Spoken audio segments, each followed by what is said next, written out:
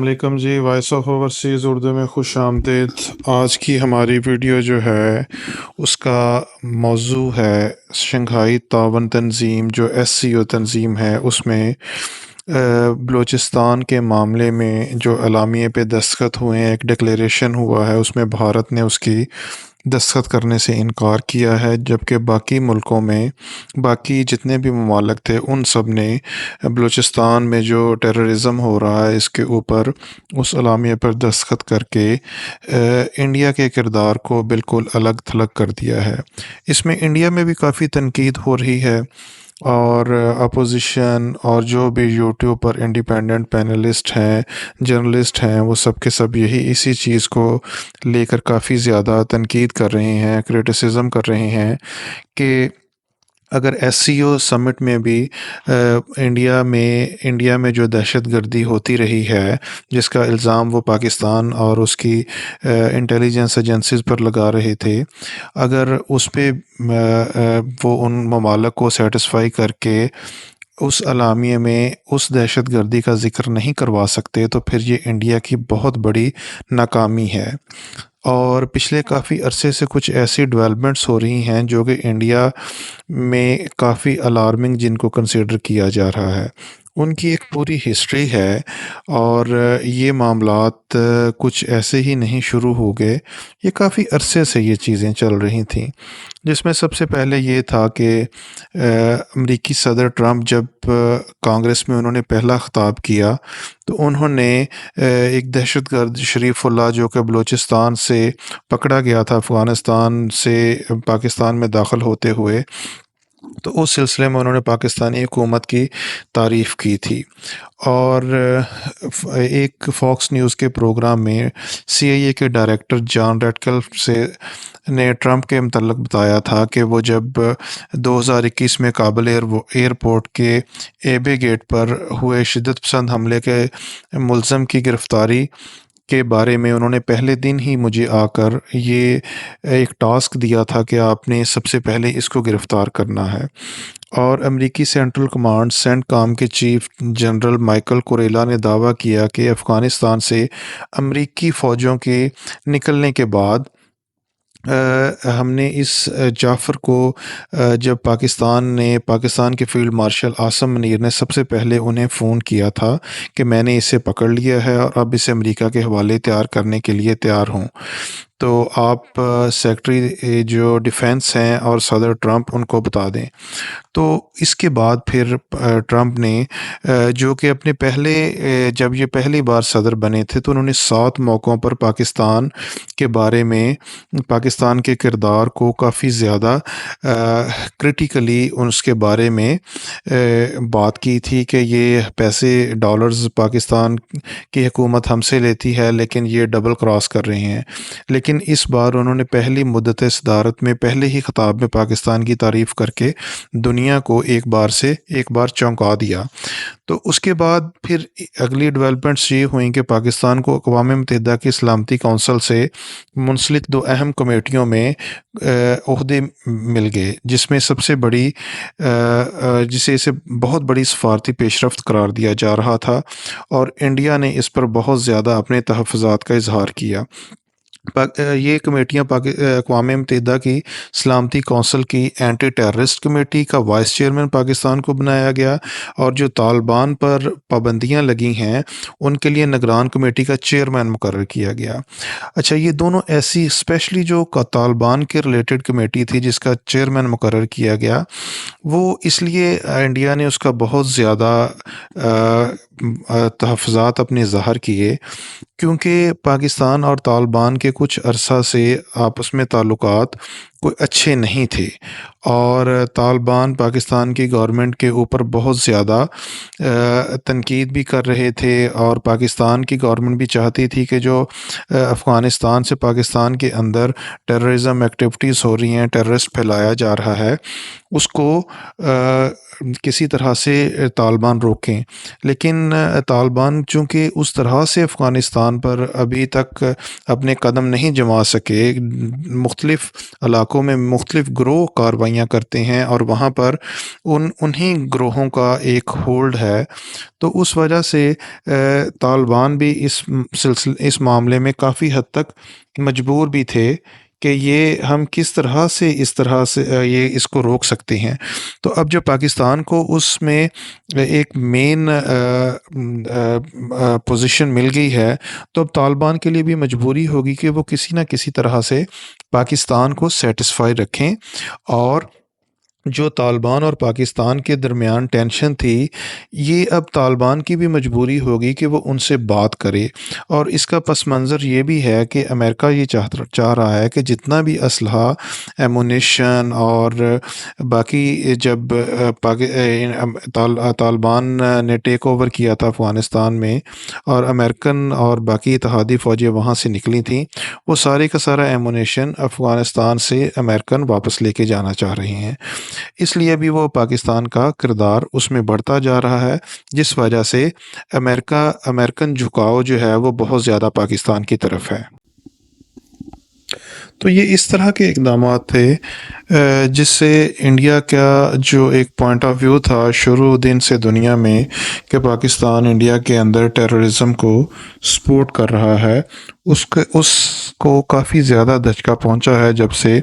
پاکستان ان کمیٹیوں میں پاکستان کو chairman and vice chairman شپ ملی ہے. اور اس کے علاوہ انڈیا نے بہت کوشش کی اس سے پہلے کہ کسی طرح سے پاکستان کو جو IMF قرض کی ایک قسط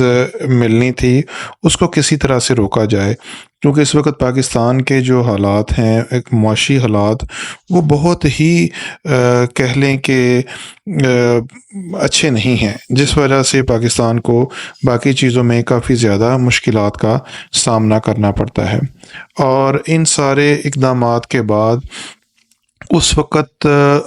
انڈیا کے ان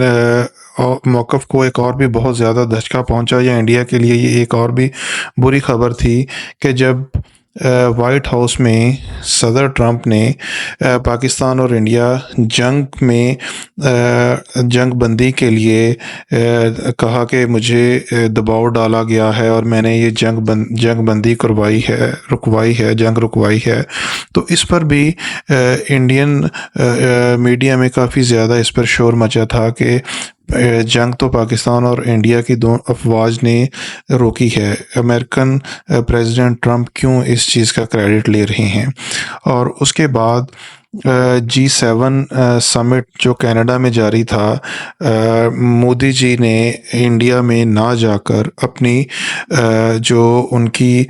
ایک ڈسپلیئر تھا اس کو بھی شو کیا کہ حالانکہ امریکن صدر ٹرمپ نے انہیں واشنگٹن انوائٹ کیا تھا لیکن وہ واپس انڈیا چلے گئے. اور اس کے بعد پاکستانی آرمی چیف جب وائٹ ہاؤس میں انہیں انوائٹ کیا گیا تو اس میں 1 گھنٹے کی ملاقات سکیجول کی گئی تھی، لیکن یہ 2 گھنٹے یہ ملاقات جاری رہی. اور اس ملاقات پر انڈیا میں بھی کافی زیادہ کوئی خوشی نہیں تھی اس چیز جنرل عاصم منیر کے صدر ٹرمپ سے ملنے میں. اور پاکستان میں بھی ایک سیاسی جماعت PTI کے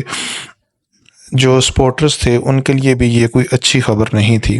کیونکہ جب سے صدر ٹرمپ پریزیڈنٹ بنے تھے تب سے لے کر اب تک جنرل عاصم منیر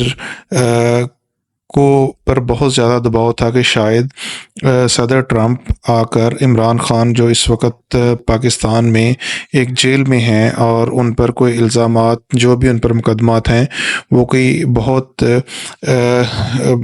سالڈ قسم کے مقدمات نہیں ہیں، ان پہ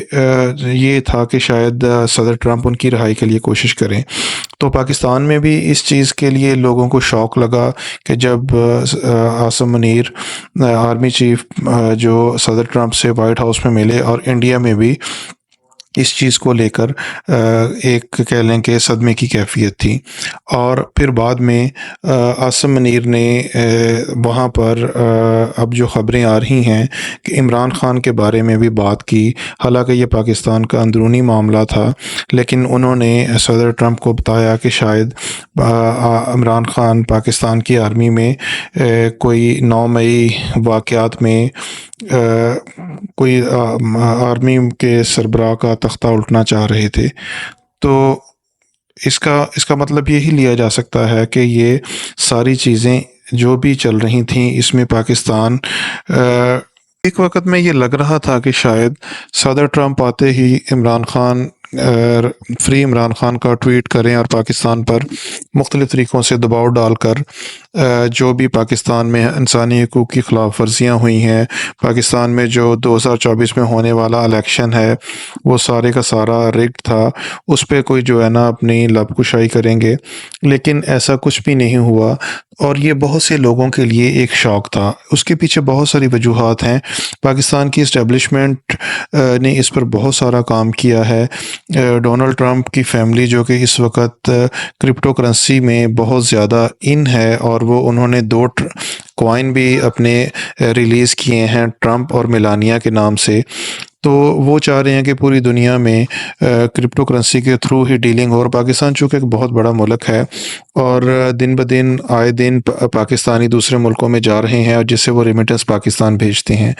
تو انہیں یہ معلوم ہے کہ یہ $5-6 بلین ایوری منتھ پاکستانی جو کہ دوسرے ملکوں میں کام کر رہے ہیں، پاکستان اپنی فیملیز کو یہ ریمیٹنس بھجوا رہے ہیں۔ تو اس کے لیے پاکستانی اسٹیبلشمنٹ نے کرپٹو کرنسی کے ریلیٹڈ بہت سارے اقدامات کیے اور ٹرمپ کی فیملی کو انگیج کرنا شروع کر دیا۔ اس کے بعد پھر یہ ہے کہ جب بھی پاکستان میں خطے میں جب بھی کوئی تبدیلی آنی ہوتی ہے تو پاکستان اس میں ایک امریکن اسٹیبلشمنٹ کا شروع دن سے ایک مین پلیئر ہوتا ہے، خواہ یہ ایوب خان کے دور میں سیٹو سینٹو کے لیے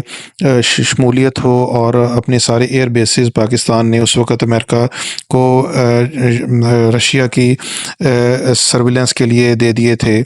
اس کے بعد یحییٰ خان نے بھی اس کام کو آگے بڑھایا۔ پھر افغان جہاد کے لیے ضیاء الحق نے اپنی سروسز جو ہے نا وہ پرووائڈ کی، اور پاکستان اس جنگ میں بھی بہت سارا نقصان اٹھانا پڑا، لیکن پاکستان میں اسٹیبلشمنٹ کے کچھ جرنیلوں نے جی بھر کر ڈالر دونوں ہاتھوں سے لوٹے۔ اور اس کے بعد مشرف نے بعد میں 9/11 کے حملوں میں جو الائی کا کام کیا، امریکن الائی کا، وہ بھی یہی ظاہر کرتا ہے کہ جب بھی خطے میں کوئی بڑی تبدیلی ہو تو پاکستان کی فوج اس میں مین پلیئر ہوتی ہے۔ تو یہ اس وقت جو بھی پاکستان کو ایک کردار مل رہا ہے اس میں امریکہ کی آشیرواد حاصل ہے، اور اس میں ایسا بھی ہو سکتا ہے کہ اب جیسا کہ حالیہ دنوں میں دیکھا گیا ہے کہ ایران اسرائیل وار میں پاکستان کا کردار کچھ بھی ہو، لیکن امریکہ نے اس کو نیوٹرلائز کیا ہے۔ پاکستان کی حکومت نے اس کو کچھ نہ کچھ مذمت کی ہے اسرائیل کی، لیکن پھر جب امریکہ نے اس پر اٹیک کیا تو اس کے بارے میں پاکستان کی حکومت خاموشی رہی ہے۔ تو یہ ایسی کچھ تبدیلیاں ہیں جس پہ پاکستان میں بھی کچھ لوگ حیران اور پریشان ہیں اور انڈیا میں بھی ہیں، لیکن میری ان تمام دوستوں سے یہ گزارش ہوگی کہ وہ اس پہ پریشان نہ ہوں۔ وہ آنے والے وقت میں دیکھیں تو ان کو پتہ چل جائے گا یہ جتنی بھی تبدیلیاں ہو رہی ہیں، جو کچھ بھی ڈیولپمنٹس ہو رہی ہیں، آنے والے وقت میں کچھ امریکہ کو اس خطے میں بڑا کرنا ہے، اور جس کے لیے پاکستان کی انہیں ضرورت ہوگی۔ تو اس سلسلے میں وقت دیکھیں اور وقت کی دھار دیکھیں۔ بہت شکریہ جی۔